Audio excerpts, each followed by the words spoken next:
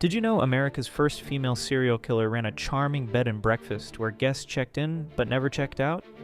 Meet Lavinia Fisher, who with her husband John turned their Charleston Inn into a house of horrors in the 1810s. Their method was disturbingly simple. Lavinia would play the perfect hostess, chatting with travelers over dinner to identify the wealthiest guests. Those unlucky souls would receive special treatment, poison tea or a room with a deadly secret. The rooms had trap doors that opened into the basement below, where John waited to finish what Lavinia started. For years, they targeted wealthy travelers on remote roads, where disappearances went unnoticed. At least 8 confirmed victims met their end at the Fisher Inn.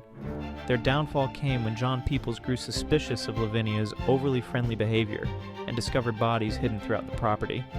When facing execution in 1820, Lavinia wore her wedding dress to the gallows and declared she'd rather die than live without her murderous husband. Some say twisted love stories never really end,